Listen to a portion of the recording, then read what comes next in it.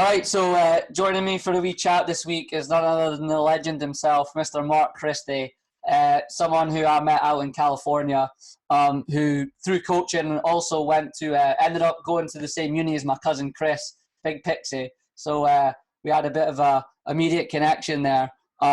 Christie, thanks for coming on, man. I appreciate it. Thanks for having us. Good to see you, Josh. It's been a while, right? I haven't seen you for a while, mate. It's been a long time, man. We were just saying that. We were speaking before I hit record. It's definitely been too long, man. It's been too long for sure. So it was good to get catch up. I thought of you when I started thinking about speaking to coaches. I was like, I've got to get the Christie on. It'll be a good conversation. Mate, I've told a couple of the boys in Cali said they're looking forward to this one. So you've got some expectations to live up to. Okay. No, looking forward to it. We're having a Denny's afterwards. We're getting a little Denny's. Wee Denny's. What was the thing we used to get? The wee Hobbit hole. Hobbit hole. God, after the crispy bacon, yeah. Oh, mate, after going to the gym, doing nothing for 10 minutes, eating smoothies in a Denny's, man. That was class. That's the routine, right? That was class, man. So, Christie, just so anyone that listens know, like you've coached out in Cali. You did a bit in Scotland, obviously with Aberdeen, like the women's and stuff, right? When you were starting out, yeah. And then Aberdeen Football Club, but mostly community stuff. Used to go and watch the academy sessions. Right. Then tried to reinvent the women's game at Aberdeen University, and then got into the Aberdeen women's game, junior football, you name it, and then over with MLS camps, and then the rest is history.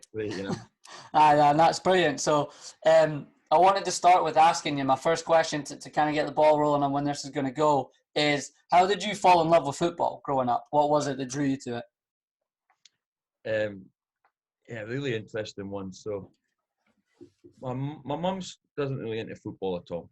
Okay. And my dad my dad's Scottish, so football's been a part of his life, even though he probably didn't play that much.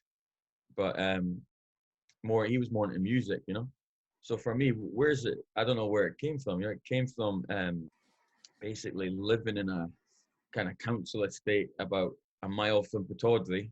Right. And I remember clearly getting the knock. I got a knock on the door from one of the local kids. He's like, "You want to come up and play football?" That's what we called it. So you want to play? So like after that, playing on the streets, it basically became just like a social thing. So it was like I would get the knockout. So imagine me, Christie, at like 6-year-old, 7-year-old, never really kicked a ball. Like wasn't like my dad was really into football too much, And then suddenly knock on the door at 7 o'clock. You're coming down to play World Cup.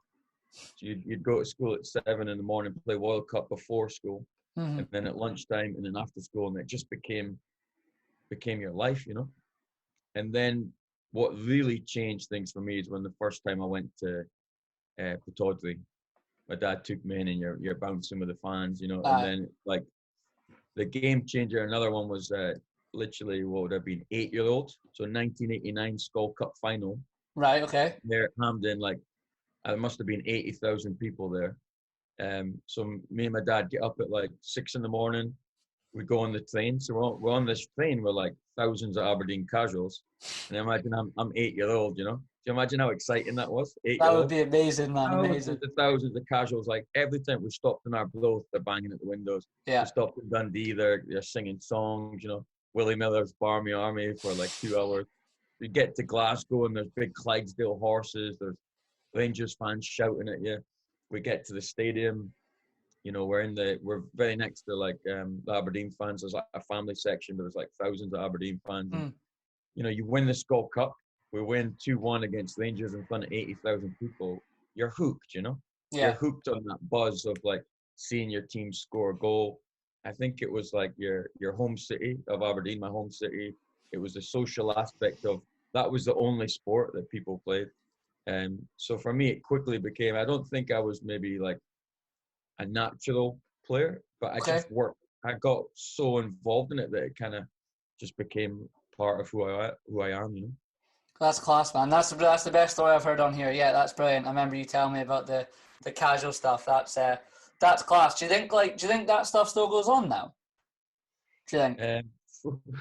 Well, obviously before the pandemic, I think what happened was, I think that's a very interesting question because it's you have to go back in history if you want the chance. that when you basically had like a huge hooligan movement starting in the 60s, 70s. Obviously, Liverpool were the first club to go to like play in Europe and bring back all the gear. Liverpool started the casual movement. You know, they're hooligans basically going to play AC Milan in a Champions League match, European League match, and just stealing all the Lacoste gear. And coming back to UK. You know, so Aberdeen have got like a pretty good fan base. So they're playing Liverpool in like 1983, Josh. Aberdeen are playing Liverpool. So Ferguson against Liverpool, 1983. And Aberdeen's toughest fans are like, who are all these soft lads with the wedge cuts wearing Lacoste jerseys and bikini? And then they came at them after the game. So all these soft lads came charging at them. And Aberdeen are like, shit, these guys are pretty cool. Who are they? So that's how the casual movement basically started in Scotland. Aberdeen were the first to start wearing all the LS, the bikini and that. So it was part of the culture, right? And then to fast forward in simple terms, Margaret Thatcher and the Tory government like shut it all down. You're going to jail if you're involved in that. Like, so I think what happened, it disappeared and became almost like minute. And then I think speaking to some boys back home, you had these guys in their like 30s, 40s, bored now, and wanting to get back into it. Yeah. So there was a little resurgence, I think, just before you see like Chelsea, Everton, and that. But I think it's never going to be like it was unless you get extreme poverty. Yeah. You know. Yeah. Like a huge, like unless people are really kind of desperate. You know, what I mean, people have got too much to lose now. You know, to get arrested for having a fight. You know, but back in the 60s, 70s, 80s, the police weren't on top of it. People didn't really have much to lose, and that's why it still goes on in like some of these countries in like Poland, and you know, you still hear about it in like other countries. So I don't think it'll come back in a big way. Maybe just me and you fighting at the Hearts game. Oh, it's Aberdeen, mate. 2023 or something, man. No, it's definitely. I'm into history, and I thought it was like incredible the stuff that used to go on in Aberdeen. Like my mum and dad would say they would shut down most of Aberdeen, this city centre, when Rangers and Hibs and Celtic came to town. Like people shutting their shops on Saturday afternoon. Wow. Can you imagine that in Princess Street or whatever? Shops shut down. You can't imagine that now. Actually, it's a great point. It's the world's different. It's a different place. The culture. Like, even like people have got more money. People have got more things. You know, people are generally better off. I mean, the pandemic's an interesting one because over here, Josh, I don't know if you know, but a lot of riots went down. Obviously, right? Yeah, just before I left, that all started. Yeah. Yeah, you think in the Great Mall in Milpitas? Right. Okay. Yeah, it was like I think it was 80 people ran in and started like stealing stuff from Best Buy, and so people are more brave when there's like, you know, turmoil. You know. Yeah. Most people in Scotland now. I mean, people don't even go to the games. Like, it's incredible when you watch some of the footage from like days gone past in Scotland, 60s, 70s, seen 100,000 people at games. You know. It's people packed. Don't even go to the games now. You know, let alone fighting it. You know. No, you're right. That's one thing I've noticed a little bit here is like it's turning into like a wee. I don't even know how to explain it, but you're right. People don't go to the games. Like there's certain fans, not that they're don't support their team as much as the others, but the fans have changed, right? The people that are supporting the teams have definitely changed. So you don't get the same. I agree. You don't get the sellouts. You don't get the casual stuff. It's different for whatever reason. It's different, like you say, probably because there's more money now. Cultures has changed, the world's changed, but it's interesting. Like, but that's cool. I kind of knew that casual stuff about like Liverpool and Aberdeen and all that, and the gear. I've watched a couple of documentaries and that on it. But that's cool. I didn't know it to that kind of full extent. That's kind of how things went. That's really cool. Yeah. Just ask Pixie. I probably bored him at uni with all this. He's getting tagged and something on here, and he'll be getting a message to get asked about that. But there was a book we were fascinated about at high school, Josh. It was called Bloody Casuals. Okay. It was about an Aberdeen guy. I'm pretty sure he was the first to get sent to jail in Scotland for football hooliganism. Right. They ambushed Motherwell in Aberdeen. They ambushed the Motherwell group, and he got sent to jail. That was like, it was exciting as a kid. You know, you don't know any better. Of course. You know the football, and then you read this book, and it's more about the school. And it's exciting, you know, when you're a kid. It's like your city against their city. Yeah. definitely an exciting movement. You know? Absolutely, you get lured into it. I can see it. I can Obviously, see it yeah, I'm 100%. not going in that. You know? Yeah, absolutely. So how did you then, like, where did the coaching start for you then? Obviously, doing it as a fan, like, where did the coaching start? The coaching, yeah, I basically ended up in Vegas in 2003, right, on this Okay. vacation. Like we get into Vegas, we spend a couple of nights there. Now imagine a young guy from Aberdeen, right? I mean, Mm-hmm. I've been to Holland and Germany as a kid, but Vegas blew my mind, kind of, you know.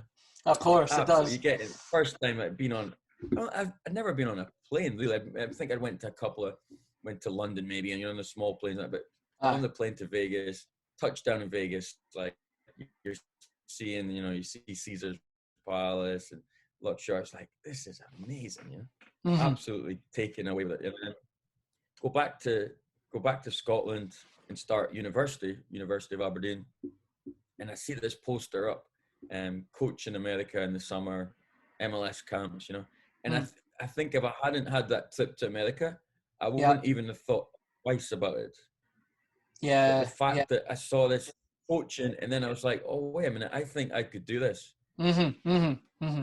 But I never coached. I'm like, it's 2004, first year at uni. I'd never coached. Obviously, football's been in my life, but the two things came together, coaching in America, and I thought, well, I really don't want to go to America. I love that. I love the atmosphere over there. I love how friendly people are. Yeah. So how do I go about coaching? And that's where it started. I basically applied to MLS camps, and they said you need to get a qualification. You need to get at least one Okay. qualification. And I think that's where I basically emailed Aberdeen Football Club and signed up for, what was it called back in the day, early touches or level Okay. one. Okay. Yeah.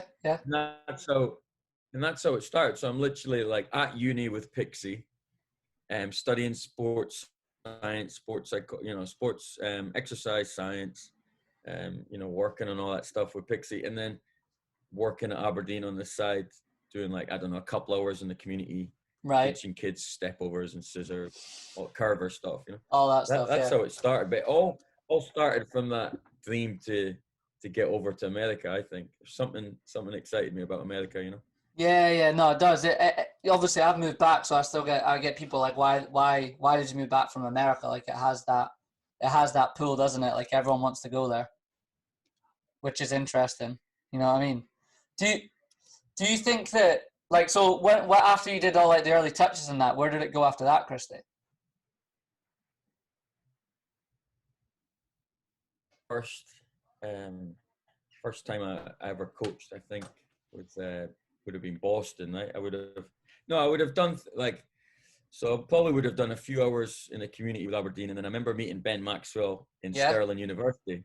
Okay. All right. Like it's funny because the kids would probably describe me in a different way now, but I Yeah. reckon I would have been as a coach, Hmm. shy, nervous, not confident at all. You know, as Yeah. a player, like competitive, aggressive, you know, confident, but as a coach, like very shy, nervous, like shitting myself. Yeah. You know what I mean? Basically. Yeah. I'm absolutely terrified because there's all these like, and there's definitely a thing about Scottish culture. We're a little bit more reserved. We're not as confident maybe in speaking. And you've 100%. got all these guys from like Glasgow and stuff are a little bit more confident, you know, than maybe the Northeast people. So I was breaking it, mate. And then I remember doing a session and I thought that was pretty bad.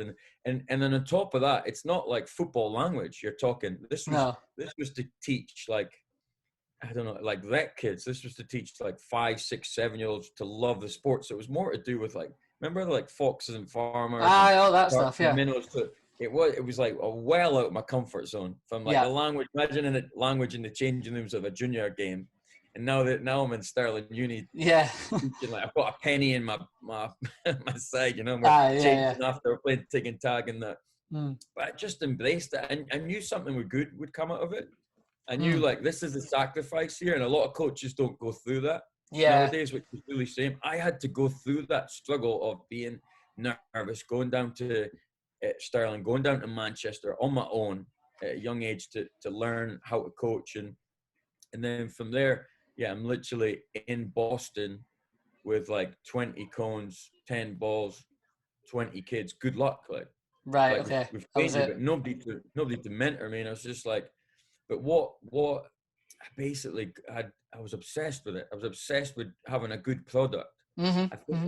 that's what maybe made me different. Even from the start, I was like, I want those kids to have the best week ever. Yeah. I don't want them to go home from the week and say that was average. I was like, I really want those kids to to have so much fun Yeah. and learn something, you know. And I think even after that first week, like 2 or 3 parents were like, I've never seen a coach with so much passion and energy in it, and Yeah. it kind of became the kind of formula, you know. Do you not think that what you just said there? Do you not think that stands out right away when you look at someone coach? You could watch someone coach for a minute and you could see that or don't see that. Eh?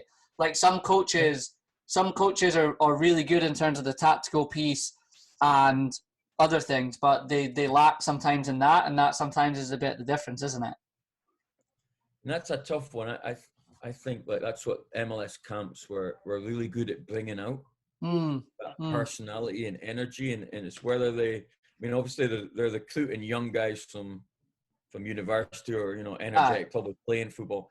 But I mean, there's a guy. Do you know Liam Guest? You know Guesty? I know Guesty, yeah. Yeah. Yeah, I know Like Guesty. when Guesty's on the field, like he could be teaching them rugby. Aye. It's just, or you know, like Yeah. he's energetic. That's a big fan of that. You know, like energetic and passionate. I think the kids love it. I think parents love it.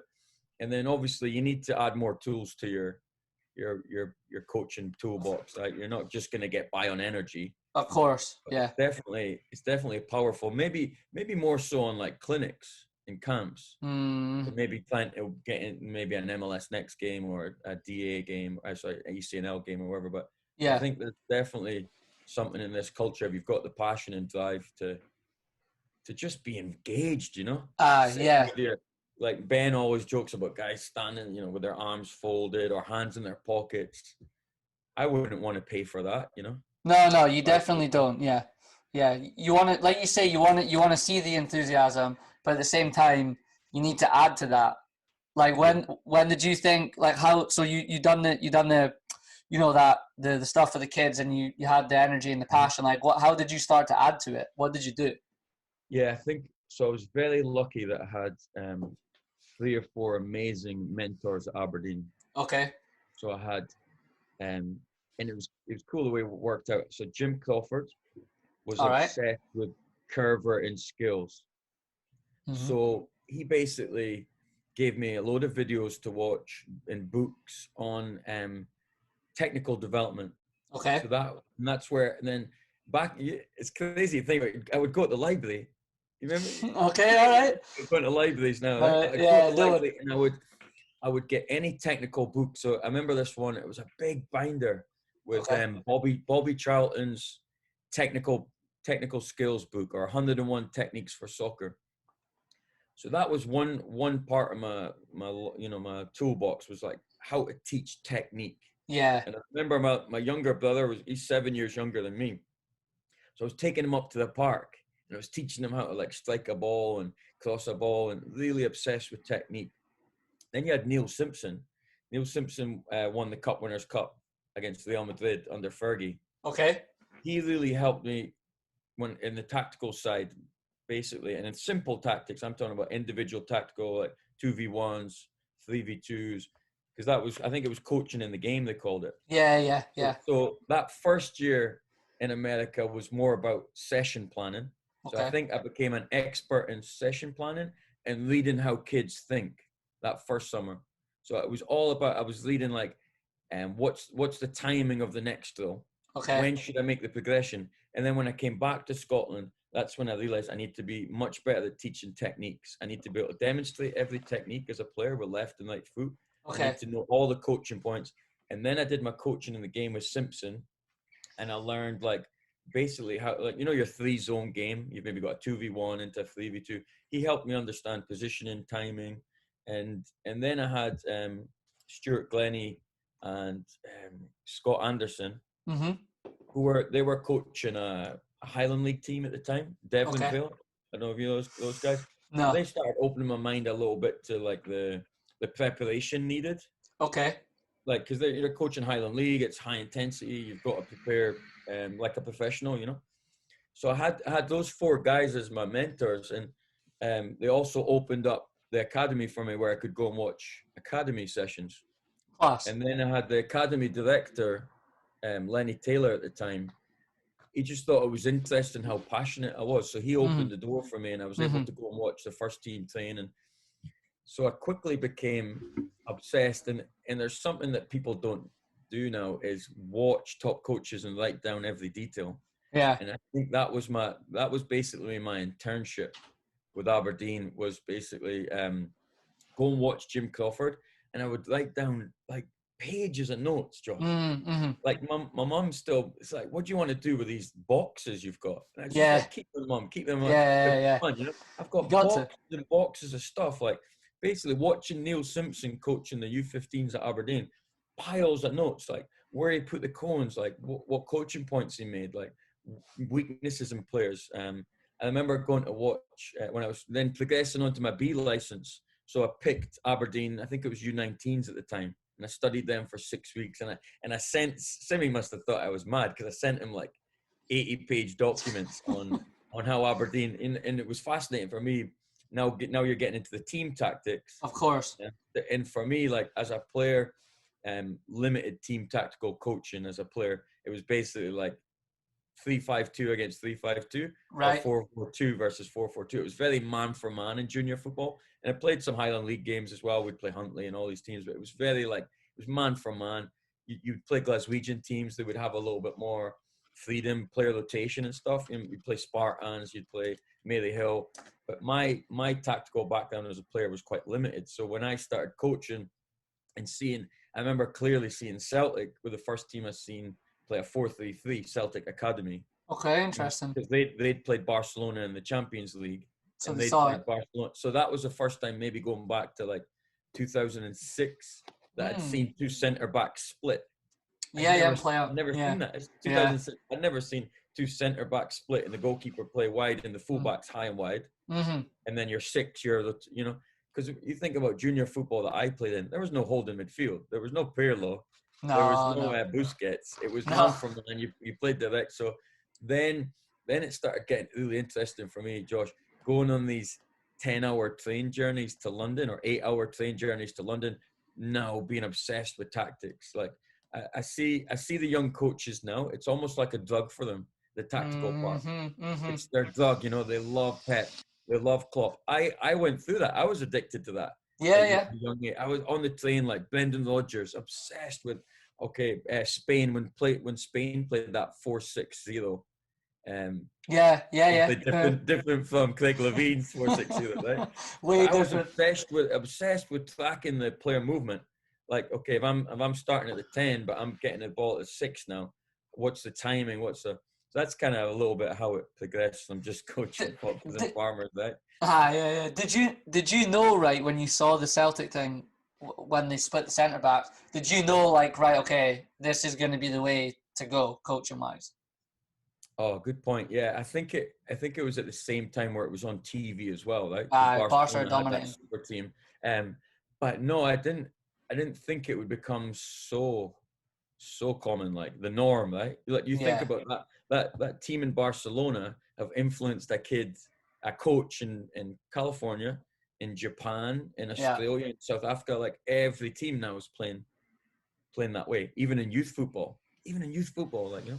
And it's almost frowned upon and against, like, the gospel if you don't play that way now. Like if you don't do that now, you're absolutely slated, which we can get into if you want. But I have a bit of an issue with that, because I don't know what you think, because the way that we're talking about, we can call it the Pep way, right? Or the Cruyff way, Barca way, whatever you want to call it.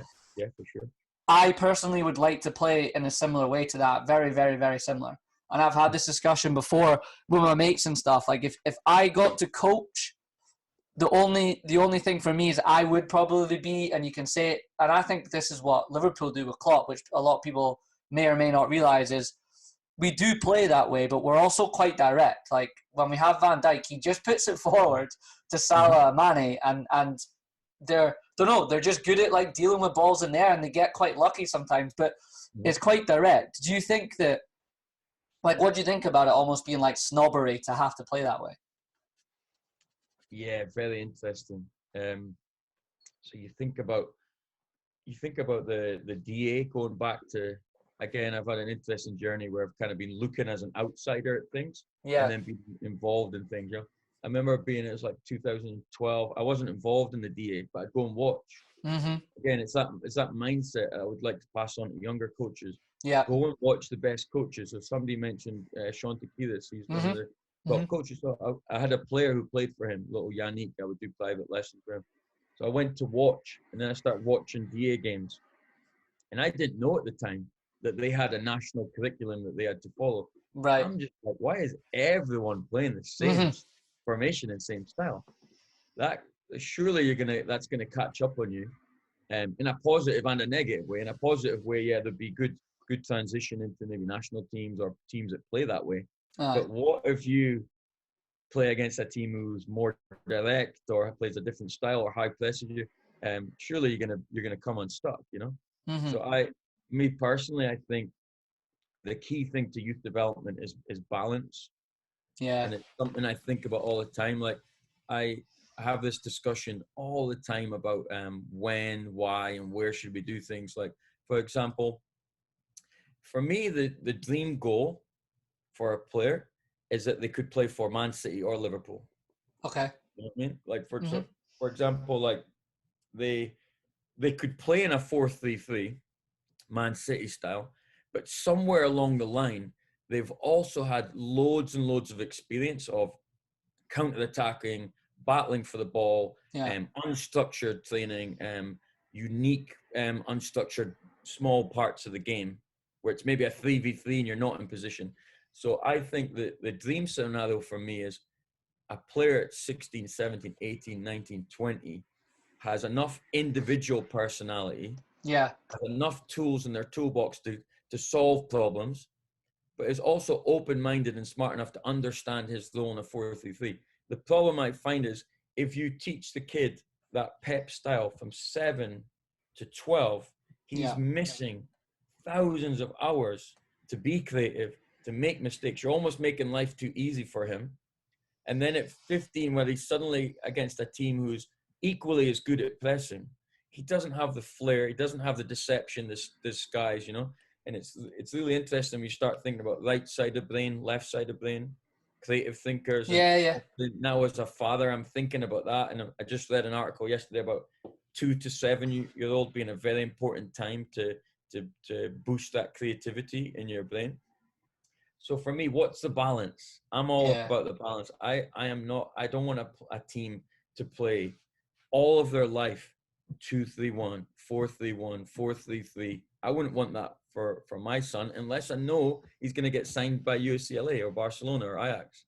I would want him to be more adaptable. I want his journey to be more, or any kid's journey to be more of a roller coaster. Yes. More mistakes, more kind of problem solving, more struggle. So when you come back to like, what would be the dream? You'd maybe be doing like, maybe you're doing a 4-month cycle during the year on possession. And then you're maybe doing a 4-month cycle where you're on individuality, creativity. You know? It's something I talked about yesterday. We were brainstorming.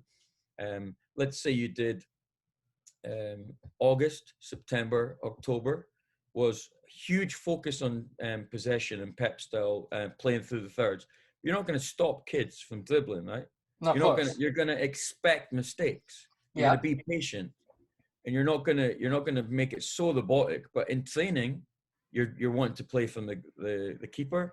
In warm-ups, you want to play from the keeper. But on the Saturday, you let kids make mistakes. If the keeper decides I'm just going to punt it, I don't think you should say that's wrong. Okay, let him understand. And then I would say that, okay, maybe you've got your competitive phase. Maybe into State Cup. What would it be? October, November. You do what's best, maybe to go and compete. And then I would love to take a team into like a December, January, February, March, like really individual focus. Okay. Imagine letting the kids like, okay, 3v3 just play, or 5v5 just play, or you actually a man down. 5v6, you have to dribble and get past the guy. And then maybe in spring it's a balance. Maybe you're trying to get that balance, you know, and that's the kind of fight that goes on in my head as a coach all the time. Yes, I want them to look like the TV. Yes, I would love to turn up and it looks like the TV. And I've had teams that have done that. I've had moments like with my Barcelona Bay Area guys or my Quakes guys, like, this looks like the TV. These guys are playing like adults. Of course. It's not realistic. It's not realistic to think that. And you're actually doing an injustice to the youth development, how the kids' brains work, how they're all completely unique people. You're doing injustice if you think it should be like about the TV.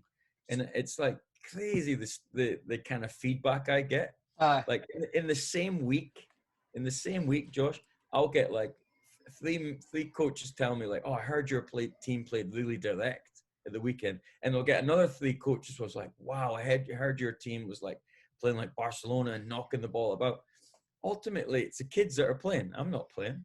Of course. Yeah. On the field. Why would I force a kid to play how I want to play? You need to give them the tools and training and then let them decide, you know? Just one more thing. I thought it was interesting. Like we trained on Saturday. We're playing the State Cup champions. This is like U11, you know? Yeah. Who are very strong. They're a direct team. And we set out to play because it's all the only way I know how to coach now is to build from the back and to play through the thirds. It's the only, you know, I've been influenced by, you know, Puig and Holliker and all these top coaches. So it's the only way I know how to train. I like my players to be able to like recognize an occasional long pass, but I'm always building from the back. On Saturday, we had that training session. On the Sunday, we played on a field that was like really bad. It was like a farm, you know. Okay. It was like a bad field, small field against a high pressure team. So I'm like, fair enough. So the keeper gets the ball, first goal kick, and he looks to his two centre backs, and they're both being marked. So he pings a ball over their left back into a right winger who gets down the line, crosses, we almost score.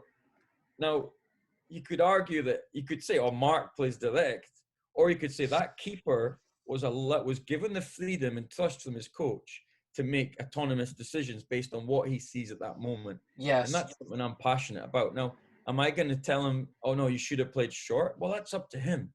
And I love to create the culture where if he had played short, got the ball lost and scored, and they'd scored, I don't care. If he'd played short and managed to get out and find the six, brilliant. But we have to create a culture where it's player first. I don't think it should feel like the coach's ego's on stake every week, you know? So interesting, you know? That's what I was going to ask you about. Like, how do you, because I agree with everything you're saying, right? And I think the most important thing about what you just said is that, to summarize it, I think you can play the Pep way or whatever way, right? There can be some sort of system, but ultimately the most important thing is to say to the kid, now look, we've worked on this. However, in the moment, you have to make the decision. And if that is to clip the ball into the right winger and not play to the centre back who's marked, then that's, in my opinion, the right answer, right? And like you said, you can say that that's direct, but I mean, it's a great pass, right? If the kid is literally has nailed it, he's in the moment, he's made the right decision, or he's made the decision, sorry, which just turned out to be the right one, instead of having the fear of, I have to play here because this is what I get told to do. And you touched on the ego. I think that we've all probably been there. Me and you probably. I can probably say a couple of times you're in there in the game, and sometimes the coach's ego does take over, you know, and that's a hard part. And I think with social media nowadays, which makes it interesting, Chrissy, which I find is I see some of these coaches post online stuff that they're doing, and I'm not trying to like have a dig at anyone because I don't know them, but I'm just talking about random coaches, and it's like, oh, won a trophy with the boys this weekend, but it's just the coach stood with the trophy. So you surely you should post like you with the kids. I don't know, right? Do you know what I'm trying to say? So it's just it's interesting, but how do you do all that stuff, all the things you've been saying, but at the same time, like, get results? Because even Jamie Carragher said it on Monday Night Football, unfortunately for a youth coach, you can have your philosophy and your system, but it comes down, you're getting judged on your results at the end of the day. So how do you do it? How do you think you balance it as a coach? Yeah, no, it's interesting. It's a really, really good question. So you think about I know it's funny to talk about youth football in this way, but we know each other. We've kind of coached in the same area. But you think about the Barcelona Bay Area team, like some of those young kids. all those parents knew was winning. That was the currency of success. Okay. I knew I was going to be, if I was to get the support of players and attract even better players, there's only one thing the only currency I could exchange with was winning Okay. leagues, state cups, whatever. But what was interesting, once I got them some success, I earned their trust. And then I could have a parent meeting. And with all these parents who only knew, like I could take you to some of these houses and you would see like 30 trophies lined up. Yeah. If you come to my house, you won't see a single trophy in this house. Yeah. I have no interest in collecting trophies or hoarding trophies. All my players on my team, they'd have massive things bigger than the Champions League, Josh. Yeah. Like 10, cup. Yeah. So that was, now they trusted me. They kind of thought, okay, this guy's pretty good tactically. He's pretty good at winning games. So then I make the announcement to them. Now I'm going to do everything I can to put us in a situation where we lose. So can you imagine their facing? So, like, for example, my 06-05, remember before the calendar year, it was 05s they were called. When the calendar year age group changed, I had actually an 06-05 team. So half the team was 06 and half the team was 05. They played 04 MPL. Mm-hmm. Some of the guys are playing 2 years up, which is not common. There's been some coaches locally who've built teams to play 1 year up. Yeah. But these half of the team was playing 2 years up. And I had to tell the parents, like, almost forget about winning now. Yeah. I'm going to try and develop your kid, like, push him to the next level we're going to get beat. We might finish mid-table, You talk about balancing results, like, all comes down to the parents. I don't think there's necessarily pressure on us from the club. Okay. I think it's more like, I think the biggest pressure we get is more business. Like, I don't know many clubs that would sack a coach because he didn't win the league or didn't win state cup. Or I think Agreed. it's more like player retention, and then being able to build age groups. Now some people can do it with style of play and their individual development. You can't do that, but yeah, winning's the easiest way, right? Yeah. But then the key to it is parent education. But the problem is, Josh, is youth football and any football is so subjective. I went and met with a parent for lunch at the Britannia Arms. Really good guy. I coached 2 of his kids. And he was talking to me about, like, oh, you need a handbook for parents. Okay. And I said, it's impossible, because you would need like 3 different handbooks. You would need one handbook that describes clubs.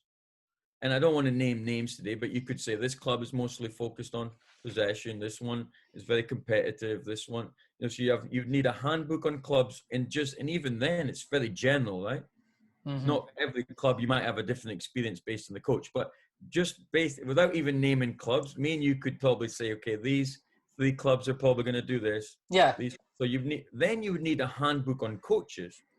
You would need to say, this coach is more fitness based. This coach is more always plays a 4-3-3. And then you would need a handbook on who are the best external experts.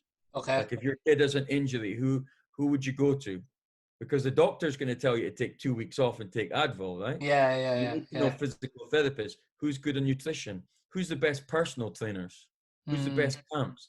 So that's something maybe me and you have a brainstorm on that. But you would need 3 handbooks. It's an impossible journey for parents. Yes. Because there's so many leagues now. You think about being a dad, trying to think, okay, well, what's the development? Is there, because it's not like any other sport where you can it's A to B to C to.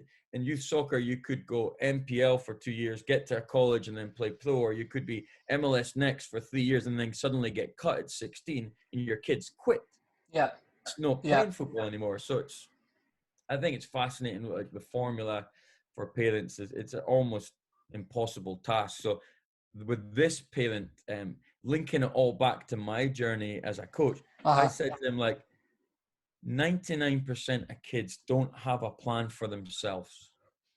They just follow the badge. They follow, okay, ECNL, Girls Academy, MLS Next. But imagine if you could have a plan for a kid from 6 to 18 based on his technical execution, his decision making, his knowledge of team tactics, his physical parameters, you know, speed, agility. Imagine if he had a long plan. He's probably going to get to where he should be. Yeah. But problem is, how many kids do you know that bounce about from club to club and the plan changes? Yeah, loads, but probably because of what we've been saying is that it comes down to potentially the parent's view of your kid, my kid getting better is the winning, right?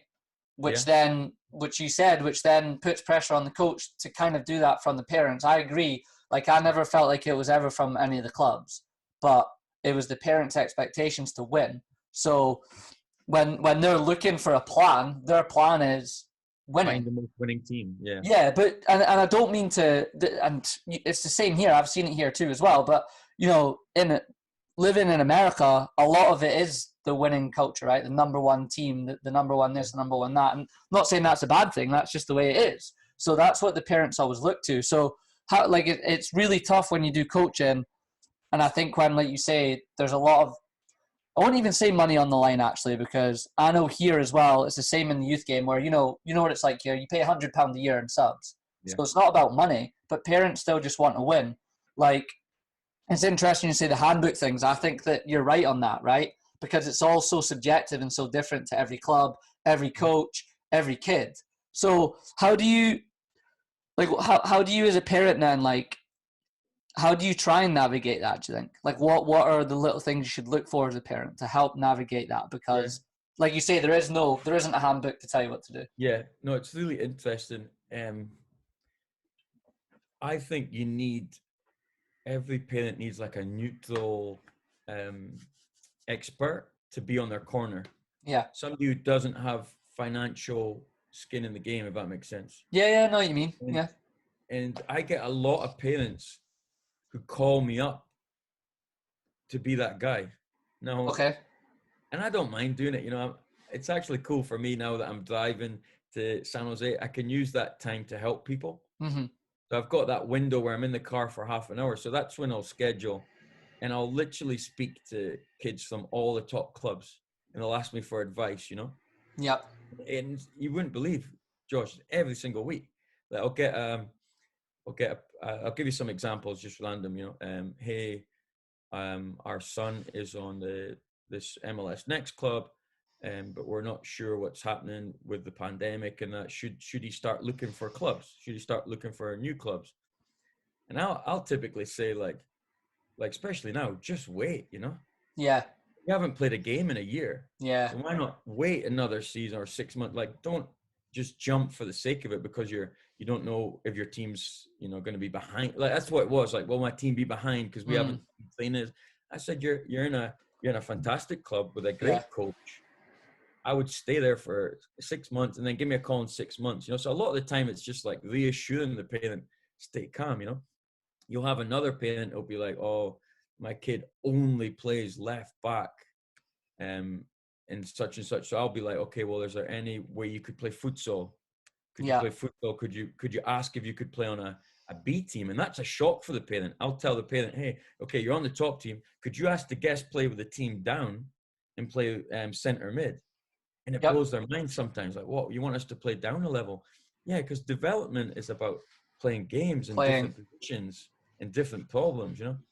So I think for a parent, it's a difficult one, right? Because most people, even myself, I'm not completely unbiased. Yeah. You know, I'm sure I'm gonna want these kids. If I'm doing a camp in summer, I'm obviously subconsciously want them to come to the camp. Of course. I try and be. I think the reason why I got into football is definitely to help kids into coaching. You know. I'm always trying to be there for a parent and try and give them as honest answers as I can. You know. Yeah. So I think parents, if you don't have, I mean, think about a parent who, I mean, this is quite personal, but imagine a parent only knew you as the coach, and that was their only knew the club you were at and you as a coach. Then you might be biased, right? Yeah. You've got your own experiences. So my suggestion to parents is try and find somebody who's been there, done it, and is like a good person who's not going to just bullshit you to make a quick buck, you know? Yeah, of course. And I never give the parents the answers. I just help them think. I just say, these are the things I would think about.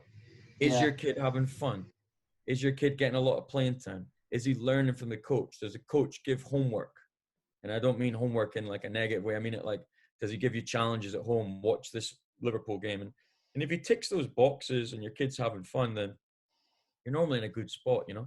But as you say, we have a culture where the Bay Area is one of the most competitive places in the world for development in terms of technology and whatever. So parents are used to, if you speak to any one of the parents we coach, Josh, right? How many of them would be in the same job for their other life? Yeah. Almost maybe 10%, 20%. Yeah. They're always trying to get a pay rise.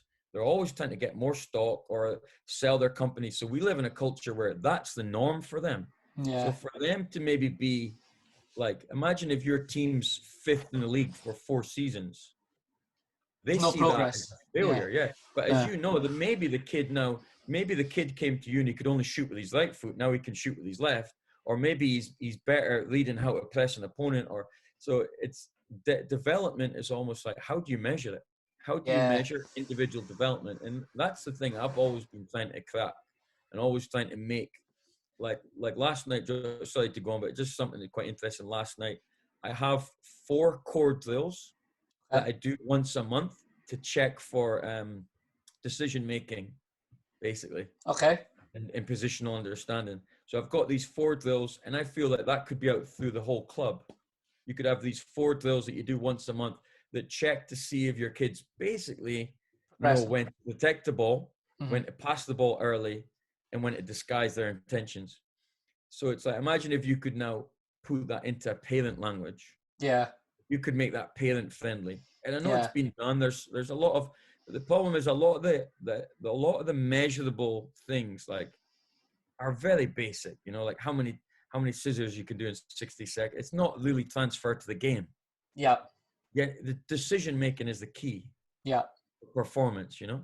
Yeah. You have technical execution, you have speed of execution, you have timing of execution, but it doesn't necessarily transfer to the game. So they need to have a way where we can measure development through decision making. Because if I can like dribble, like, you know, there's a video of Arjen Robben in YouTube where he's dribbling inside and he puts it in the top corner in one of those goal shot things. That's good. But if he can't pick the right moment to do that in the game, and he can't execute that against 3 guys chasing him down, you know. Yeah. So that's where I think like there's some interesting work to be done there on how to educate parents on individual development. Yeah, absolutely. How, like, I mean, maybe more so in the where you know, we met each other out in Cali in the Bay Area. Maybe more so there. Again, I've not been here long enough since I've been back and been able to go out and see the coaching, so I don't know what it's like here. But you know, certainly when you're starting out, you have to coach right now 4 or 5 teams to make a living, to be able to live out there. So, you know, and vice versa here, you know, how do you make, like, which, you know, how do you make a living out of it here? A lot of it is volunteering, and you kind of have to know someone that knows someone or just get a lucky break to get in at some sort of club, right? To start making some money. And even then, it's minimum wage or whatever it might be. So how do you as a coach, all the things you're saying, like, how can we, you know, in both cultures, how can you have, because what I'm trying to say basically is that if you coach 4 teams, everything you're saying is right, but we both know it's near on impossible to be able to do that. It's impossible. Yeah. And then that leads to as a coach, that then leads to, right, what's the easiest path in this game today? Oh, just play these kids, get 4-0 up, sub the other guys on. It's easy, I've got it done with, and then we move on. I'll regroup next week, right? We've all been there and done that. So how do you do it if you have to coach all on teams? The big difference between me when would I have met you, Josh? 2013 maybe? Yeah, around about that time, mate, yeah. Yeah. So the huge difference between me at 25 and then me at 30 and then me at 35 and almost 40 now is work smarter, not harder. Okay. Delegate. Like, that's the biggest thing. Like, for example, when I had the Barcelona Bay Area 02s, right? I literally did an hour meeting with 18 players. Okay. 1 hour meeting I did for every single player. Okay, I didn't have a kid. I was single. Well, I think I just started dating Michelle, but she understood that I'm going to go and have these meetings, you know? Yeah. Now, me fast forward 5 years, my whole mindset now is not for me to give all the kids the answers. Yeah. Get the kids to think for themselves. So I create problems that they have to come solutions for. So for example, like I've got my U12s just now, right?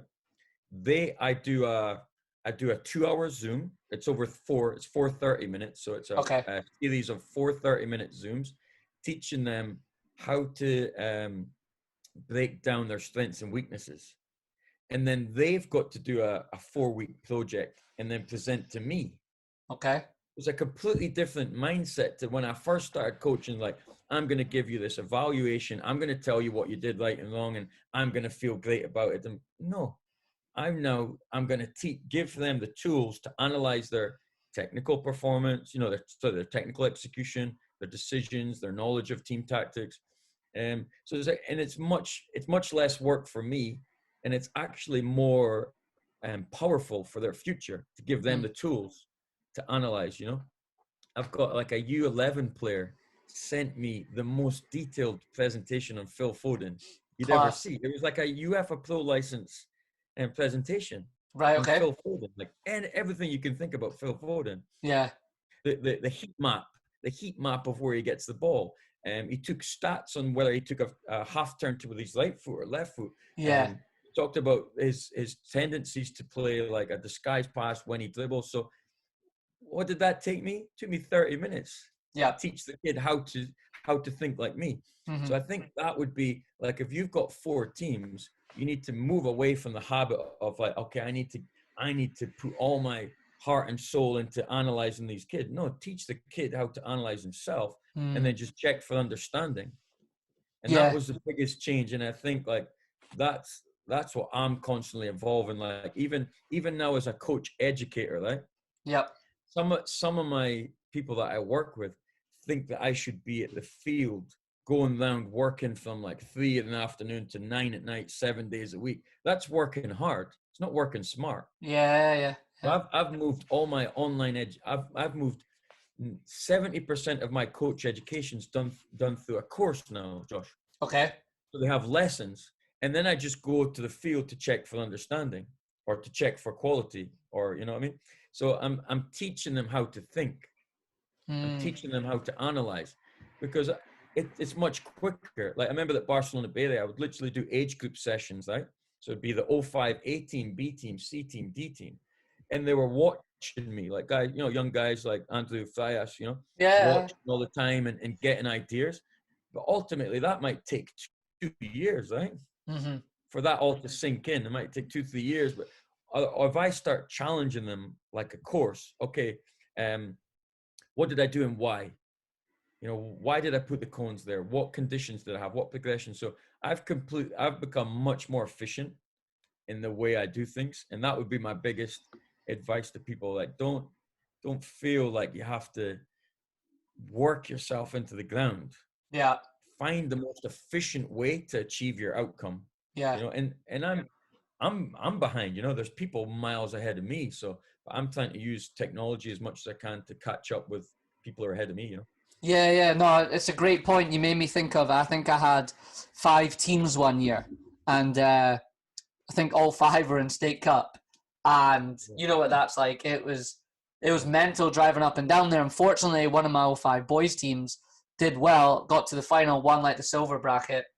So I remember, I think I went up that way, Modesto, Sacramento, wherever it is. I went up that way like 12 or 13 weekends in a row.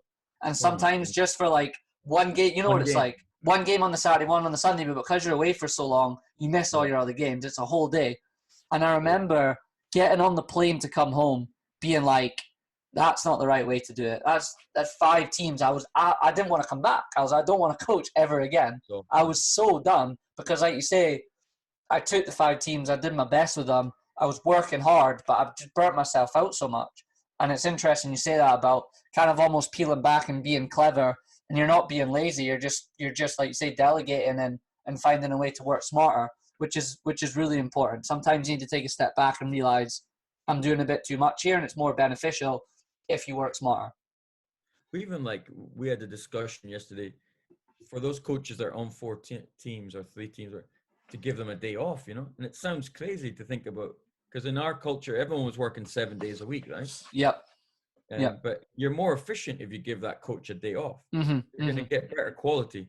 But again, just to tie it all together, like you need to create with those 5 teams, you need to create a system where they're actually presenting to you. Yeah. They're saying, hey, Josh, here's what I think my strengths are. Here's what I want to focus on.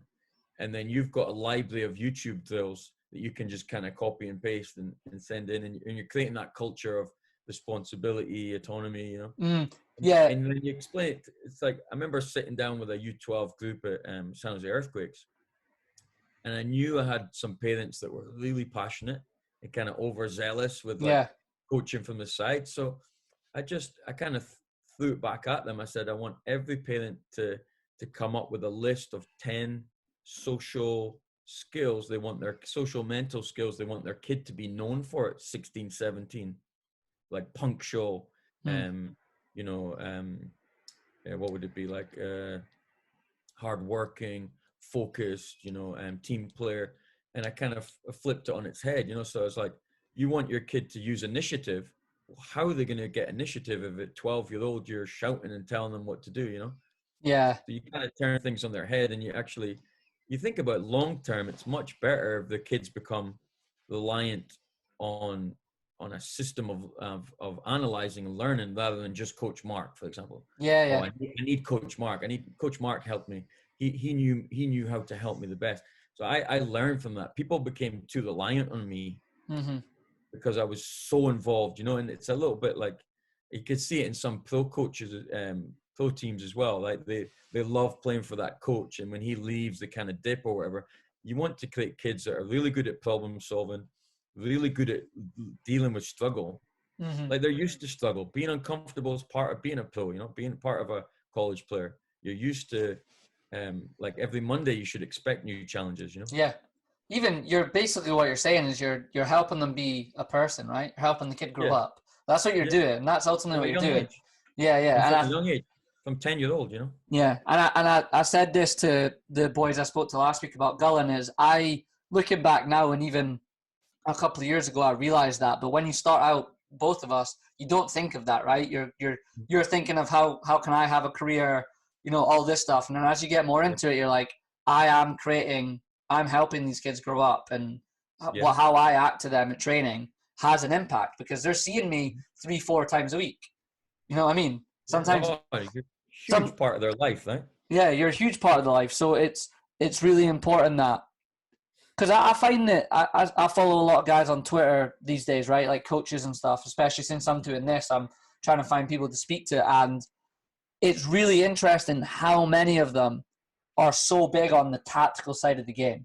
Like it's all they post is tactics and this and doing these drills. And don't get me wrong, great drills. And sometimes, Christy, I look at them, and I'm not saying they're wrong. This is just my opinion. But I look at them, I'm like, oh, you're just overcomplicating it a bit too much. Do you know what I mean? Like, I think you could do something better with your time in terms of what we've just said about how you can have the kid be a better person, which will help them be in football. And I'm thinking you're complicating it. I don't know if you see that now or have seen that before. Oh, it's a huge thing. Yeah, I could always speak about this for hours, just this topic, you know? Yeah. But I think the biggest thing has to be like, how good is that individual with the ball at his feet? How good is he recognizing like small situations, you know? Yeah. Because I find the tactical, well, it's an interesting one because it comes down to like Spanish versus kind of Spanish Portuguese versus English coach, you know? Yeah. I think English coaching now is gone really about the individual. And in England, they feel like we can teach them the game later. Yeah. We can teach them like, when you do like shaping sessions, right? And you do like working on team shape, when you do it on your licenses, it's so quick, you know? You can teach a back four how to be organized in like 4 sessions. Right. But to teach a kid to be good at dribbling against Suarez might take you 5 years, you know? Teach a center back to beat Suarez one-on-one. Yeah. That might take years and years of so I feel I'm biased towards the kind of that English style. I'm biased towards teach the kid to be like constantly develop the kid to be better at his strengths and to understand the game holistically. in terms of physical, his body, how he interacts with players, mental skills, preparation, time management. I'm very holistic in how I teach, and I'm very English academy style, because I just don't feel that I can guarantee that kid will play for a possession-based team. Yeah, you can't. Unless you can, and I feel like I'm doing him an injustice. Now, the other side of the argument is very interesting, Cannonball. And I don't know, do you remember any times where you've watched a Scottish team in Europe not even touch the ball? Oh yeah, Going yeah, back to like the 90s. And that's evidence that the other way works. That possession-based football from a young age, like you could argue that Espanyol, Sevilla, Sporting Lisbon, all these teams, because they have a different model, which is basically the game model is the most important thing, and we'll just recruit the best players within that, or we'll buy players. So their style in Spain and Portugal, I would say, it's like basically what you're talking about. It's like the obsession with tactics and the game model. Yeah. And then they just cut players. Okay, they cut players, or they buy players, or they bring players in at 16 to finish the jigsaw puzzle. Maybe it's 2 wingers and a striker or a centre mid. But then if you really think about it culturally, like I remember as a kid watching games, Aberdeen, maybe the mid-90s, 2000.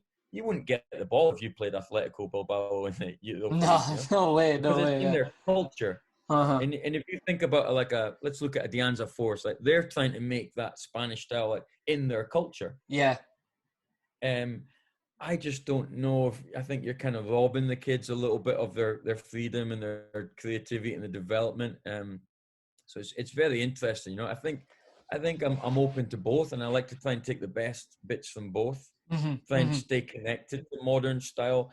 But I just think kids, unless you know, I think in American culture, I think the kids need to put more focus on individual development. Yeah. And Well, I think just to finish up, I don't think coaches enjoy it. Like at least guys that are on Twitter and stuff, I think they don't enjoy teaching a kid how to beat a winger and cross it in, or how to plan your breakfast, or you know how to do core exercises. It's not sexy. It's not fun. yeah. To No, do I that, agree. to teach a kid 1,000 times how to play a diagonal ball. That's the boring part. You know, the most sexy part is like when I got a video sent the other day. It was like 8 player rotations of Atalanta. It was like player rotations in midfield. That's fun for coaches. Love that side, Yeah, and I yeah. used to love that. Now I really actually want to get back to that. I would Right. enjoy coaching a U17 team and just working on that. But as a coach currently U11s, U12s, it doesn't sink. It's a little bit subconscious, like, but their brains are not at that age where they can really take that in. Yeah. I Be, agree. you know, I mean, I give you one more example, Josh, and this was a little experiment I did. All right. So I played a kid, a really talented winger, like very talented winger, and I got his dad to film 2 games. On the Saturday, he played 11v11 left wing in a 4-3-3. Okay. And on Sunday, he played 9v9 left winger in a 2-5-1. On the Saturday, played 11v11. The score was 1-1. He touched the ball maybe 5 times. He had no successful dribbles. And he was literally just standing on the touchline watching a game of football. Watching 2 centre-backs and a goalkeeper play football, actually, if I'm honest. Okay. He was like an outsider. Yeah. Now, with my 11v11 hat on, I probably need about 8 to 10 weeks with that team, whether I can work on the build-up and get him on the ball maybe another 10 times. On the Sunday, the score was 6-6. He scored a hat-trick. He probably had about 60, 70 touches on the ball. Okay. He had an amazing experience. So something I'm really passionate about is if we could actually take away 11v11 football until U15. Interesting. It would change the people that actually coach. I think the guys who are obsessed with that game model and Twitter and all that, they would probably start coaching at U15, which would be more age appropriate. And then we need to find a way to get in youth coaches who are more about the person, more about the individual development. Now, the argument against it would be, the only one I can think is, what if you get a kid at 12 who's actually built like a U15, you know? Move him up. Yeah, move them up. 7v7 or 9v9, just move them up. Yeah. And play people based on their physical age or their mental maturity. So I posted something about the Swedish culture, you know, they're doing that now where they're holding on to 7v7 an extra year. They're holding on to 9v9 an extra 2 years. And like, you should have seen this. It was like a different kid just because of like in 9v9, he looked like Frank Ribery. And in 11v11, he's just standing there. Yeah. Interesting, like, you know, so it's interesting. Like, I just think we need a system that's just a way to manage who coaches, a way to educate and manage who coaches between 6 and U15. Massively. Get people who are coaching for the kids, not for their future. And I'm not innocent of it. You know, I'll be honest with you. Like when I'm coaching those, remember back in the day when I was coaching those 05s, of course I'm thinking like this could be a good little way for me to market myself, you know. So I'm not saying I'm innocent, but I now recognize the problem. There's too many coaches coaching for their ego or to get to the next level. Whereas if we could find a way, if you tie it all back together, if we could find a way to measure the individual development on a multi-dimensional, holistic way, like tests. Imagine me literally taking what did you have, an 05 team? Yeah, I had an 05 team, yeah. Imagine if I'm working for US Soccer and I'm the regional director and I take in your team. I say, Josh, I'm going to come in. We're doing a random spot check on your club. I'm going to take your team in. We're going to do 2 sessions and 2 classroom sessions. So 2 field, 2 classroom. And then I'm going to do a test. So some of the questions might be, what should a youth athlete have for breakfast 3 hours before a game? What are the benefits of a 9 being 10 yards offside in the build-up? Okay. Give me three options for a centre back when he gets the ball from the keeper, or maybe I'm analysing them on the field in 3 drills. Like, okay, maybe it's a 4v4 plus 3, and I'm analysing how quickly they transition. And there's almost like a little, you know, almost like double pass, but in a more individual development. Yeah. That gets exciting now, you know. If somebody could monitor youth development. That does. It's how much have you gone into like the nutrition side? Because I know you did for a bit. Like I never went down that path, and then towards the end, I started to, because I was doing like the one-on-one training, which we'll talk about in a bit. But because I was doing that, I felt like that scenario when I was a 1v1 trainer, I felt like those things were more important to know than it was to be a team coach. If that makes sense. Yeah. Like I feel like I had the time to be able to do that. So like, how did you get into that? And are you still like into it? Oh yeah. So I think when I got to university, I'll be honest and said I had limited knowledge on many things. So I'm 21. I'm at University of Aberdeen. Limited knowledge or almost zero knowledge on strength and conditioning, nutrition, team tactics. It was all very, very minimal. But what I felt like I had a really good connection with the ball. Okay. And I thought I had a soccer brain. So I remember like our Muzza was our striker at uni, you know. He was amazing. He'd scoring 4 or 5 a game. And he's like, oh, Christie, you've got a soccer brain. So many people have told me I had a soccer brain. Many people have told me I had good feet. It was everything in between. I had to fix. So I had that passion of like, I basically had a growth mindset before I knew what growth mindset was. I had a mindset of like a kind of Cristiano Ronaldo mindset of how can I improve every little detail of my game. So when I went into the lectures, right, I would sit in these lectures for 2-3 hours, bored out my brain, unless I could try it practically. So when I got these things, some nutrition, like handbooks, I would try it before games. And going back, nobody knew I was doing this, but on junior games, I was trying different things. My coach would probably think I was mad, right? But I would try, like, for example, game 1, we're playing this team.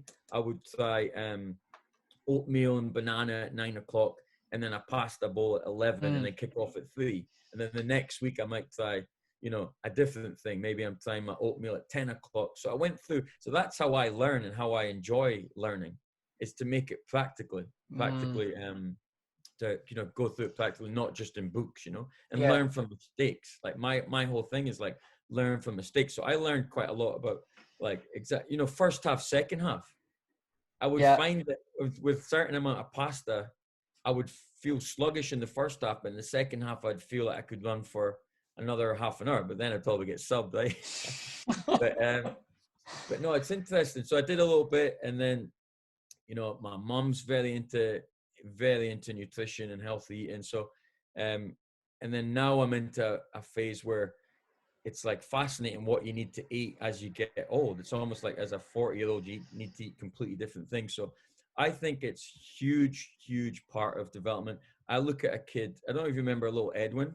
Yeah, remember Edwin? Little Eddie Mendoza, right? Yeah. And obviously, you know, I don't want to speak too much about people, but if you think about him, right? The brain of De Bruyne, the feet of De Bruyne. If I was his coach, I'd be setting up two things in his house: a TRX gym. So I'd have a gym in his house, like Swiss ball, core ball, some, you know, maybe like a little TV where you can just quickly get videos from YouTube and watch and stuff. And then I'd educate him on nutrition, on the different types of proteins and vegetables to eat as you, and then you've got a potential pro there, right? Mm-hmm. The problem is coaches don't think holistically. No. They just think, well, if his body's not changing and he's not quick enough and strong enough by 16, well, goodbye. Yeah. We're not interested. We can get another kid. But what you can't, what's harder to teach is that natural instinct, that brain. Like, he could see a pass 2-3 seconds before anyone else, you know? So I always think that you look at a player holistically, his strengths, his weaknesses. If I'd be really sad if that kid's playing like community college. That's should be at a higher level. Yeah, it should be a high level, but because the coaches are typically only currency, you know, we talk about currency. Their currency is the game model, right? Yeah. That's what they get excited about. That's what they love. And it's nothing personal. It's just my opinion that I just think if you see the game holistically, you'll do better for the kid. I think if you're coaching like it, you know, and even at the highest level, like you see a lot of coaches are split, right? You see like the guy Jesse Marsh and guys like Graham Potter at Brighton. They're holistic coaches. You know, whereas some coaches are just obsessed with. I was on a license CPD event where you continue your education, and Gary Caldwell had an interesting talk about that. He was basically saying like when he first got into coaching, it was all about the tactics, and then he's wanting to add more to his toolbox. He said that he was addicted to that drug of thinking that he could beat the opponent coach simply by tactics. And he didn't realize, like he kind of realized as he went through, it's more about nowadays also player management. Yeah. Like that players, humans nowadays, we want to feel good like all the time now. Yep. You know, with social, like we see so many things on social media, we want to feel like we want to constantly need to feel amazing, or we're quicker to move jobs nowadays. We're quicker to get upset. We're quicker to be emotional than maybe like think about some of the tough players playing in Scotland in the 90s. Like they would just run through a wall for their coach. Yeah. Like Ferguson probably had a much easier time coaching in Scotland in terms of motivation. And then when Ferguson went to Man United, he always brought in new assistant coaches, right? Yep.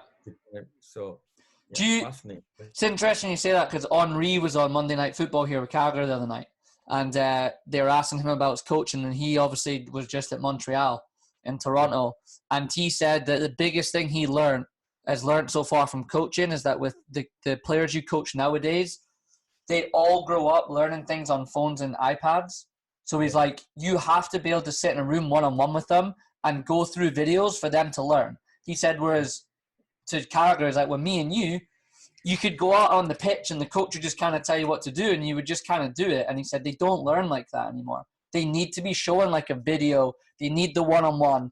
And the most interesting thing Henri said about it was Wenger would just treat everyone the same. They all pretty much got treated the same in the dressing room. But he said, you can't do that now. I have to treat every single person differently. And he said that was the biggest thing he's learned from being a coach is the personal development side of things and how it's changed in the last 15 years. It's you're spot on with it. Yeah, you're spot on. You need the current model is one curriculum for all. Yeah. You need a curriculum for each kid now. Mm-hmm. You need a curriculum for each kid, really, and that's going to be the future, you know. Yeah. I really want to. I'm excited to work with people who can create a club where you can get everything in house. Right. You can get team tactical training. small group training, and private lessons all in one club. Yeah. And all connected instead of like there being a disconnect, you know? Yeah, yeah. And some parents, I know some parents actually like that disconnect. They feel like they want a different opinion. And I think there's something to that as well, getting like an external opinion. But for me, the dream would be, imagine if you could get all like-minded people, experts in personal training, Yes. experts in small group training, experts in team tactical training, all working together to give each kid his own developmental path. Like these are his natural strengths. Like there's a situation just now where I ranked a player like top 3 in this team, and he's now gone to rank number 18 just in 12 months. Now, for me, you've got to look at why that is. Is it the pandemic? Is it emotions? Is it decision making? Because one of my passions was, and I think every youth academy should have this system where if a kid ranks like incredibly high at a young age, maybe like before puberty, you shouldn't give up on that kid. Like if a kid, let's say a kid at 12, U12, right, ranks like you're saying, this is the best kid in the Bay Area, the best kid in London or wherever, and he suddenly becomes like lower level through puberty years. I think it's a huge mistake to give up on that kid. Massively.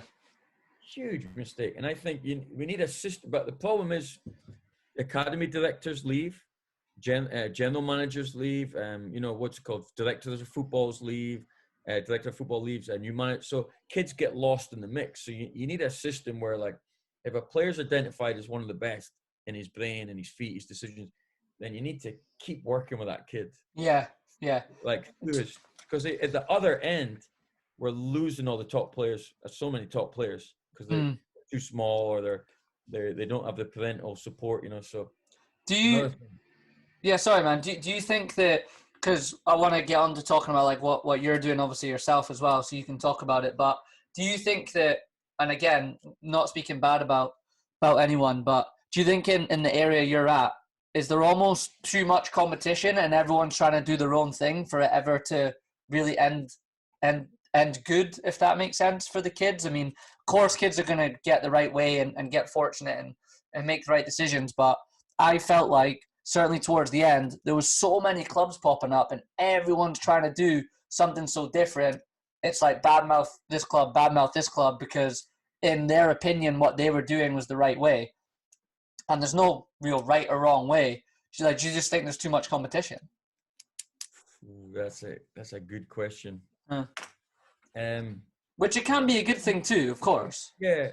I think it's the balance between consistency and competition, and we don't have that balance. Like, we're getting the competition is becoming inconsistent because player pools are diluted, players move too much, and it's kind of confusing for parents to know which league's the best. So I think it's a very interesting one. If you think always got to come back to dream scenario when you ask this question, right?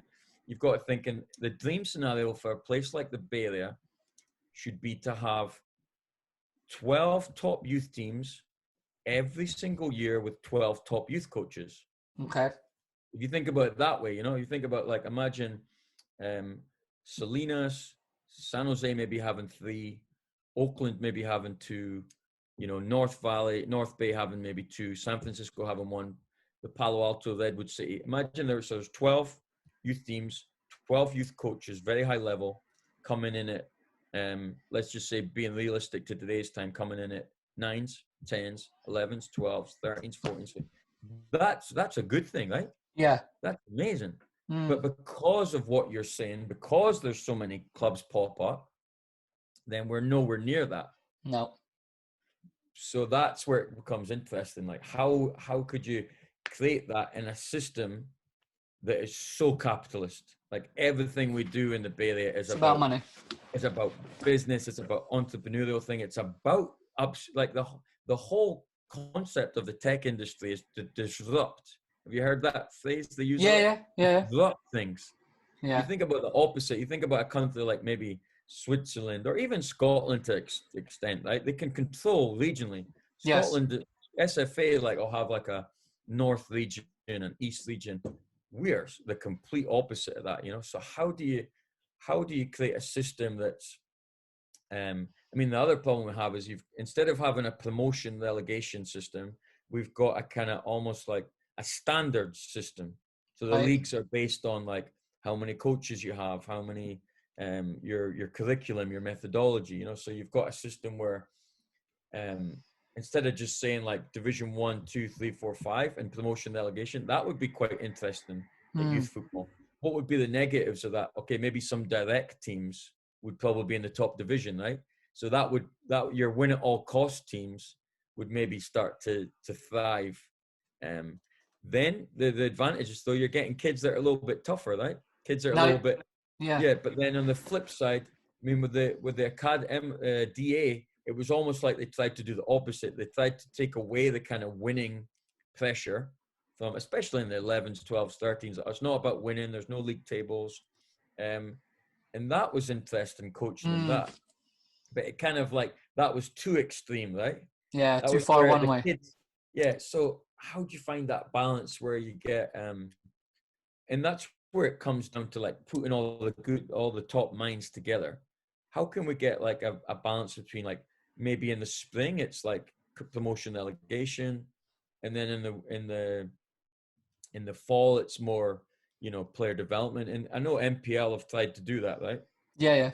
They do the Champions League in spring? Yes. And then regional in fall, or vice versa. It could be vice versa. So we've got good minds in NorCal trying to work on these things. I know NorCal Premier trying to work on it, because there has to be a way for me to be. You don't want to create a culture that's too soft. Yeah, of course. Too on player development, and then they're not used to suddenly a team that's aggressive and high presses you and kind of is all about winning. So it's finding that balance for kids. Not easy. What do you think? What would you do? What would you do with that one? It's a good question. I don't know, right? Because I sometimes think myself, there was times where I maybe should have put the winning or the competition up on a bit of a higher pedestal and maybe cared about it in some moments more than others. But I felt like I did a pretty good job of not. But I would say one negative to me was, and to be honest with you, everything you're talking about here is making me think, is I can see why there was reasons that I didn't progress as far as I thought I was going to progress in it. Because, to be honest with you, Christie, I didn't think about it as much as you are talking about it right now. I didn't. I'll be honest with you. Like, I had times in my life where I'd go to watch people like Sean Sequeiros and Fusco coach, and I would take notes, and I was doing that, but it wasn't enough. So I just think that I don't have the answer, and I think that is the big question. Is like, how do you find that? It's almost like the perfect balance we're talking about, right? But I think one thing that you say is interesting that I do think would benefit a little bit from what you said about the tier system is that, or the promotion and stuff, is that, okay, you might get some direct teams that are just win at all costs in the top league, but is that not also good to play against teams that play different styles? Do you know what I mean? So rather than playing against a team that's always 4-3-3, always playing out the back, I quite liked playing against the teams that just went quite direct, and it was quite a tough game. Problems, right? You've got to think. How do I get past this team that sits with like 6-7 at the back? You know? So there was this. I'll tell the story then, and then we'll finish off talking about. Are you still doing the Euro soccer training stuff? Yeah. So we'll finish off talking about that. So, but I had this moment, right, where I covered for one of the boys. It was a game at Hoover Park, right, the legendary Hoover Park. So I've covered for him, and it's his second team. We're playing. He's in the Premier or whatever. Though with the second team, right? So he's like, look, we're playing.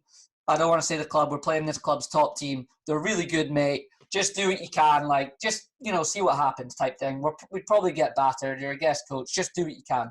So the game starts, and as we say, you know, you're trying to play out the back with the goalkeeper, and they were far better than us, and they kept pressing. We were losing it. Unfortunately, they didn't score. I think actually they maybe went 1-0 up, but we were still in it. And I was like, there was a kid at the back, centre back, that what you were saying earlier, he could play a great pass. He was so pinpoint with a long pass. Like it was amazing. And that team played that same system of like, which it's like 99, high pressure, everyone steps up, centre backs on the halfway line. And we had a striker that was really fast. And I'm like, we're getting pumped here by them pressing us. We can't get out. We're going to get beat like 10-0. So I just told him, I said to the kid, play over the top. Get the ball, take a touch, and play a pass. And I said to the striker, run.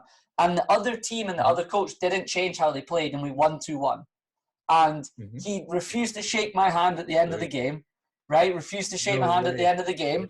Told me my team just played boot ball. And he also knew that I wasn't the coach. So he was like, the coach that takes his team wouldn't accept that. And I'm like, you were pumping us. So in my opinion, to tell the kids to do that was the right decision. You know what I mean? So to play against different styles and to be able to adapt in games like that, I think is the biggest thing for coaches and players. Can I add a really cool point to that one? Yeah. So we Sounds Earthquakes U12. So we're at GA Cup, right? Okay. And we beat Toronto 3-0. We then play Atlanta, and we get a man sent off, and we lose 1-0. Right. Okay. And then we need to beat Columbus Crew to get to the quarterfinals. So we beat Columbus Crew 1-0. We then beat, I think, Inter Miami. So we're now in the semifinals of GA Cup against New York Red Bulls. And New York Red Bulls playing a 4-3-1. So your typical two centre backs. I think it was seven aside actually. So it was a 2-3-1 they played. Two centre backs, 7-11. And they start off like they play beautiful football. And then like 10 minutes in, their left back just clips a ball over the top. And our team have never seen this before. Yeah, it's never happened. It's like, what's a team played long? Yeah. Our keeper's charged out, smashed the guy because he's just not expecting it. And we lose the game 1-0. And exactly what you said, like I wish my team had to see more of that locally. Yeah. Didn't see any of that in the DA. So it's like you say, you want the kids to come up with all sorts of different scenarios when they're young, right? Yeah. Their coach should have been thanking you. Yeah. He should have went home and said, my back three didn't realize when to drop. Yes. They should have dropped. And after the second one, okay, the first one, you get caught. The second one, now it's a wake-up call. Yes. And the coach, and that's what's interesting about the culture. There's a snobbery massively in this youth culture about, like, you're almost, if you don't play the ball on the ground the whole game, you're not doing right for the kids. Where it's all about balance, right? It's all about balance. So interesting one. Yeah, it is, man. That's cool though. That's interesting. Similar stories, right? So, well, let's finish. You do your Euro soccer training, right? So, I know you've had people like Sebastian Leggett that you've done a lot of stuff with, and you posted videos, and even it's been on Keep It on the Deck and that, right, before with the stuff you did with him. So, like, what are you doing with it? Because I'm sure some people will listen to this that know you, and some parents and stuff that you coach or maybe did coach or maybe you haven't coached that will listen in and get to hear this. So, like, what is it all? Like, what you doing with it now? What's the plan with it? All that stuff. Yeah, well, good question. So Euro soccer training is basically have a limited bandwidth for private lessons. On the field, like, I don't work with many players. I typically work with players who really want to reach their potential. Okay. So I've got about 20 players that really fit my style of coaching. So the way I work with these players is very methodical. Okay. So we'll do like a couple of Zooms per week. I'll challenge them to plan out their week and kind of show me what to do. I'll send homework videos. So it's more like on the elite scale. So it's basically like, if you're a player who really wants to be a professional, and I get these kids at 13, 14, 15 who say they want to be a professional and they actually live it. Right. They actually are planning to be a pro. So I've got a kid that plays at one of the MLS Next teams, and he's actively planning to be a pro, So that's what I enjoy. And I can tie it into Sebastian Leggett, I really enjoy that. I mean, if you're a kind of less developed player, then I'll maybe get somebody like Liam Guest. He's amazing, energetic, and on a little bit further back in his coaching journey, that he's just starting. So he's got the passion to help a player get from bronze to gold or from silver to premier. But with me, the passion's always be to help. It's a personal, I'm biased. I want to like almost give the knowledge to kids that I didn't get, you know? Yeah. I feel like if the generation that I grew up with were so talented. Yeah. Felt like it was the last generation who still had Scotland at the World Cup, still had a good, like Aberdeen, Rangers, well, let's say Rangers and Celtic were still doing well in Europe. And there was an energy about Scottish football and a passion, but maybe limited coaching and an extreme lack of tactical, physical, mental skills. So with youth soccer training, like I definitely say it's like anybody who's really serious about it, then I'm a good fit for them. But it's a lot of commitment, and it does cost a lot. It does. When you add up, it's an investment, and you've got to, and you can't come to just one training session a month. It's so I'm basically targeting that group of people that are really serious about getting a trial. I've got a kid at Cincinnati this week, so he's doing a week trial with Cincinnati. We've got another kid going to Watford for a week trial when things open up. Another kid's at Leeds United now. So that's the kind of market I'm looking at, and that's why working with Seb was such an enjoyable experience, Yeah. And sorry, I don't know if I said it, but obviously Seb played for like LA Galaxy. He's played for the national team as well, right? Yeah. Yeah, he's played for the national team and stuff. So that's cool. It's two different worlds, that, right? Like doing that compared to your team stuff. It's two different worlds. The kind of last thing I wanted to ask you about was, do you think that coaches should try and balance both? Because I personally felt that doing the one-on-one stuff is there's a lot of similarities, but it's also very different to coaching teams. And I think that you can almost go down either path, really, but both of them need different things. So, like, do you think coaches should maybe try both and work out what is best for them? I 100% believe that any youth coach coaching youth 15 and under should have to do at least 30 hours of private training. Right. At least 30 hours of being a small group coach, like the functional stuff. Before they're allowed to coach kids. Right, okay. I think it should be mandatory that any coach in youth football should have to do that, so that they're at least open to the idea that it's important and it works and it's age appropriate and it gives that player confidence, Yeah. So for me, if you're a team coach of a U12 team or U14 team and you haven't done a single private lesson or a single group, I think you're actually at a disadvantage on what the kids actually need.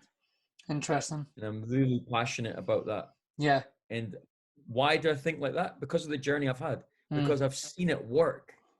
I've seen when players get individual attention, they feel more confident. They try more things in games. They're just more of who they are. They've much more personality. And I think when a kid is only coached the game from a team tactical perspective, they lose some of their soul, and that sounds a bit deep, but they do. They lose of who they are. And just having, like, I remember chatting to Ben about this, about like Jermaine, remember Jermaine? Yeah, Jermaine, yeah. There's no coincidence. Like, it's not a coincidence that he spends a lot of time on finishing and then he scores a bunch of goals. Like, of course, he's doing what he loves. You could argue. People will argue like, oh, it's not game speed, it's not game realistic work. You can argue these things all you want, and you can have fun doing that. But ultimately, if a kid's a striker and he's not getting any moments to strike the ball, and then he goes to a personal trainer and then it then helps them, you can't say that's a coincidence. No, definitely not. It's all connected, Yeah. And that was my big thing with Seb. It was, a lot of people might assume that it was a marketing thing, or it was this, or it was that, but in reality, it was an opportunity I got to work with a professional player and do something I love. And then I got to know his family. Yes. And then it became like a friend. Then it became like trying to help a friend. And then I really wanted to help him perform. And then the byproduct of that is because I live in a system where everything's social media, I have to market it, Of course, yeah. But ultimately, if you bring it down to the basics, what I did with Seb, and I'll fast forward to near the end of the kind of more recent working with Seb. Yeah. Was basically he'd had an injury and he'd been out for a year, and he'd lost his confidence. Right. And what we did was we went back to what are your unique strengths. And for Seb, it was his first touch, a kind of South American style first touch, like, the Argentinian background, very good first touch. He can play with flair. He can dribble. He can play balls down the corner. He can connect. A kind of flair player, like a 10 or a inverted winger. So all we did for 3 months, November, December, January, was work on his strengths. Dribbling, crossing, finishing. But I tried to do it at game speed. I tried to replicate as much as I can, manufacture the situation, and not for the whole session, Maybe the first half an hour would just be low. And that's a lot of the stuff you'd put on, YouTube and social media, just put on like the basic stuff. But for that last hour, I would bring in college guys and high school guys and would try and replicate little moments of the game. And then he phoned me up as he went into the national camp. He said, I've never felt so sharp. Everyone's coming up and saying, you look sharp, So it's not a coincidence that the personal training worked. And people will say that it doesn't work but it does work. It's obvious it works. You're getting individual attention on your strength.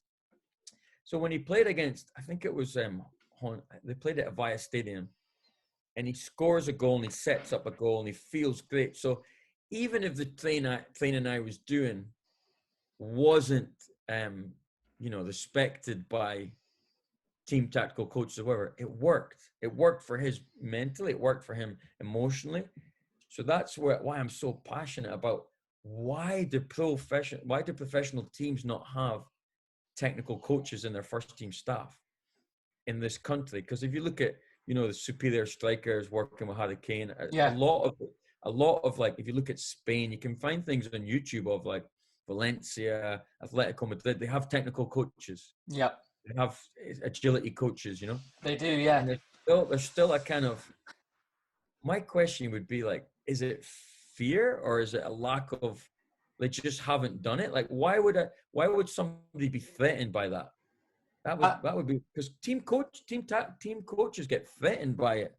They think it's like something about it. It doesn't fit with them. Do you think it's because, and it kind of goes back to what we were saying earlier about, do you think it's because, is it an ego thing on the coach's part? Because they kind of want to feel like everything they're saying to the kid is what this kid should hear. And they're maybe worried that you're going to say something different that almost can contradict him in a way. And he just doesn't want that. That's what I think, personally. Yeah, I think it could be confusion, fear, or ego. Yeah. Probably all three. Probably all three. Probably all three, Like, why would you? Because it's like you only know, a lot of people only know what they know because it's what they've been, how they've been. Like, if you've never coached a private lesson in your life, maybe you just don't understand how. But what I had the experience of as a player, working with a personal trainer back in Scotland, right? Working on my skills. I was the player working with a strength and conditioning coach, and he did like basically functional training with agility and speed, and he kind of put it all together. He put like strength, speed, technical, positional stuff all together. So I'm like 22, 23. I felt more confident. I felt like because here's the thing, they always argue that it affects your decision making and your game understanding if you spend too much time in isolated. Yeah. What if a player already knows the game? Yeah. And you're just sharpening the tools. And you think about always the big thing I say, like, is Steph Curry wrong to spend 30 minutes before the warm-up working on 3-pointers? Is he wrong to do that? No. Is that going to affect his decision making? No, it makes him more smooth. Agreed. You think about a golfer, a tennis player. So I always find it fascinating why people kind of look down upon personal training as like a waste of time. I think it's fascinating. Yeah. It's interesting, man, isn't it? It's interesting. I think that's the thing about coaching is that so many people have their ideas about it, and I think it'll probably always be like that. I think personal training's definitely becoming more accepted. Yeah. I know it's definitely growing here. Like I said, I've worked with a In guy that's Scotland. yeah, it's growing here for sure. Oh yeah. People are doing the whole starting up their own one-on-one private companies, and even And is that coaches that have been in America and now coming back? not the ones that I know that are doing it. Mm. There's an ex-pro that's doing one here in Scotland. David Gold does like Golden Grey Soccer. That looks like it's a lot with young kids, and they're kind of progressing into older kids. Probably would like to speak to him at some point doing this. And then there's a guy I worked with that's just from kind of Edinburgh area, and he started up his own thing, does camps, does private one-on-ones, helps coach his team. So it's starting to become a thing here as well. It's definitely becoming a thing. That's really cool. It's cool, man. It's a different pathway into being a coach, right? Like there's a different way to go about it. Like if you want to go down that path, it's creates more opportunities. But listen, Christie, I know you've got Michelle and the wee man to get back to, so I don't want to keep you. Could you hear him in the background? I could hear the wee man in the background, man. Just wanted to go kick a ball or something, probably. Yeah, but so look, do you have anything you want to say before we finish up about anything you maybe think we've missed that's important, or I don't know? Are you happy with what's been said? No, I think I'd love to maybe come on again, and maybe 100%. a few months, maybe in the summer or something, come on again and maybe could present some things. Oh man, absolutely, mate. You're definitely getting an invite back on. That was really good, and I didn't really start it to go down this path. Like I said to you earlier off recording, I just kind of like doing podcasts. I've not got a lot to do right now. I started talking about football with my mates, and I thought, I've coached. I feel like I have a decent grasp on it, and I feel like it's becoming a big thing, coaching, like we've said, and I think that just talking like this can help people that listen as a coach pick the right decisions at certain moments in their time, So it's been enjoyable, man. It's been good. I enjoyed that chat. So much. No worries, man. Well, listen, we'll if you don't mind, I'll hit record and we'll just stay on for a minute or two and then say our goodbye. But yeah, man, Christie, thanks for coming on. I appreciate it. Anytime. Cheers. All right, man. Class.